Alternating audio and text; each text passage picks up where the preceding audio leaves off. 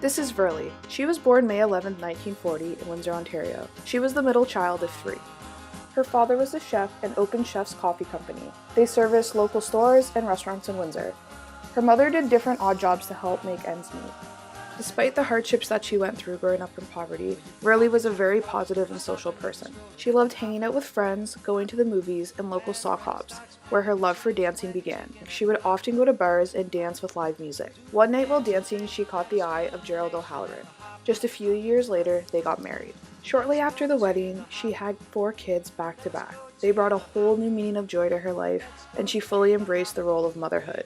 When the kids started going to school, Verlie spent a lot of time volunteering at the school. As the kids got older, Verlie started to explore new social outlets. Since she didn't drive, she had to walk everywhere, so she was quite active. She was highly involved with the church. On top of attending Mass, she was involved with the bazaars, bake sales, and making meat pies. She regularly went to play cards at the Southwood.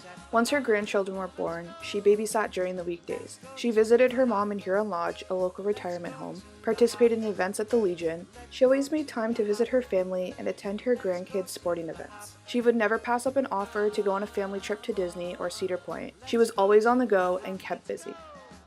As Verlie reached her 60s, the family started to notice some changes. If you talk to her just for a few minutes on the phone, you wouldn't really catch it. It really had to be when you were spending a little longer block of time with her, because she was really good at kind of hiding it. When she was over at Christmas and they were like doubling or tripling a recipe, Mom just couldn't figure it out. Kid came to the door asking if she wanted her driveway shoveled. It would cost $2. She couldn't count, she couldn't figure out what $2 would be. She was just looking at the money and couldn't figure it out. And that was really an eye-opener, like, okay, something is really wrong here. One day, while on her way walking to the Southwood to play cards, she tripped and fell. A taxi found her on the ground after an unknown amount of time. He took her to the Southwood, but she was clearly confused. Luckily, she was a regular there, and somebody recognized her and called one of her kids. She was taken to the emergency room where they completed tests. She couldn't answer a whole bunch of questions. You know, they want you to draw a clock or draw a house or all these simple things. And I thought, oh my God, like my mom is changed. The test revealed that she had early signs of dementia. The doctor started her on medication that would help with the dementia. However, her family urged her to not walk if she was not physically able to. We knew that she wasn't physically able to be walking that distance in the first place. The family called in some local community supports. However, she was not eligible for their assistance. It just really dawned on me, like, they're not going to be very much help. Some other resources that were available were too expensive for Verlie. Therefore, it was up to the family to provide informal care. After her husband passed away, it only got worse.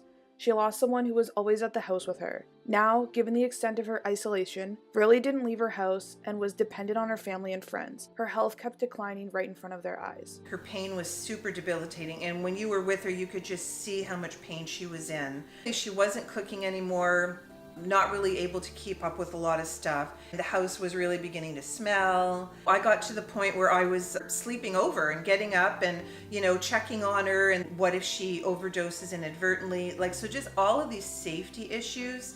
And I thought, oh my God, my mom's gonna die. I literally thought, I really did. I literally thought she was gonna die. It doesn't matter how great or how much we try to help her, we can't do it anymore. The family made the decision to put Verlie into Devonshire Retirement Home.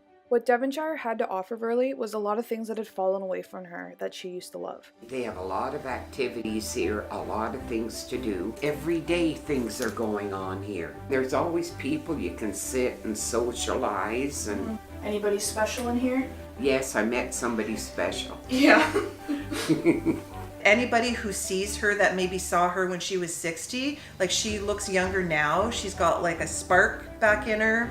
I don't know why, but I don't have the pain like I had when I was at home.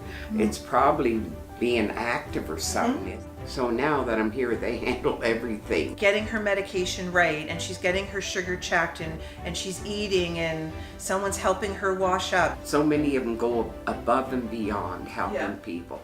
Verlie absolutely thrived in the new environment. She's actually taken on the role to help new residents adjust. And she's the poster child for aging gracefully in Windsor, Essex County. I think she looks great. And we always said, these years since she's been in there, these were years that we didn't think that she had.